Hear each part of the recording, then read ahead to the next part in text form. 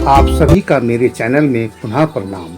आपने पिछले वीडियो भाग 2 में ताड़का मारी गई को देखा, जिसके लिए धन्यवाद।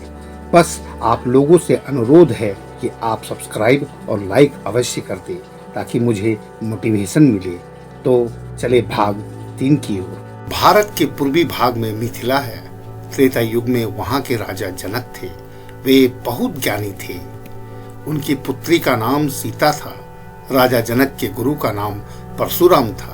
वे शिवजी के भक्त थे। उनके शिवजी ने एक धनुष दिया था।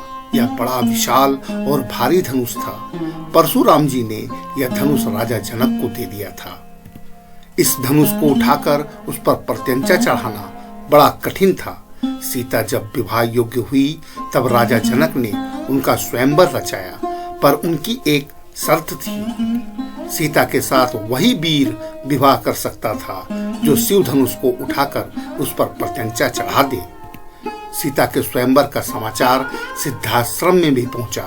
दोनों भाइयों के मन में मिथिलापुरी का स्वयंवर देखने की इच्छा हुई। उन्होंने गुरुजी से इस बारे में कहा। गुरुजी ने दोनों भाइयों को लेकर मिथिलापुर के लिए प्रस्थान किया। महर्षि विश्वामित्र के साथ 2 सुंदर राजकुमारों को देखकर राजा जनक बड़े प्रसन्न हुए। उन्होंने उनका बड़ा स्वागत किया। मिथिलापुरी में सीता स्वयंवर का सुंदर आयोजन हुआ। एक विशाल मंडप के नीचे अनेक राजा महाराजा बैठे हुए थे। बीच में शिव धनुष रखा हुआ था। अनेक वीर राजाओं से वह धनुष नहीं उठ पाया। राजा जनक चिंतित हो उठे। तब महर्षि विश्वामित्र ने राम को धनुष पर प्रत्यंचा चढ़ाने की आज्ञा दी। राम ने गुरुजी के चरण स्पर्श कर उनका आशीर्वाद लिया। उन्होंने बातों ही बातों में धनुष उठा लिया और उस पर प्रत्यंचा चढ़ा दी। फिर प्रत्यंचा को उन्होंने कान तक ही खींचा था कि वह बीच से टूट गया। बहुत भयंकर आवाज हुई। राजा जनक की शर्त पूरी हुई। सीता ने राम के गले में जयमाला डालकर उन्हें अपना पति चुन लिया। मिथिलापुरी के लोगों ने बड़ी प्रसन्नता प्रकट की। यह संदेश राजा दशरथ को भी भेज दिया गया। संदेश पाकर राजा दशरथ दल बल सहित मिथिला आ पहुंचे।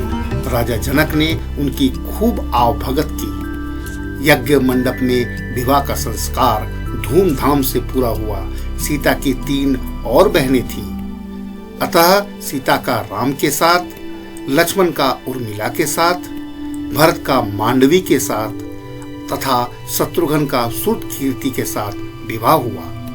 चारों भाइयों की जोड़ी को आशीर्वाद देकर विश्वामित्र सिद्धाश्रम को लौट गए। राजा दशरथ ने जनक से विदा लेकर अयोध्या की ओर प्रस्थान किया।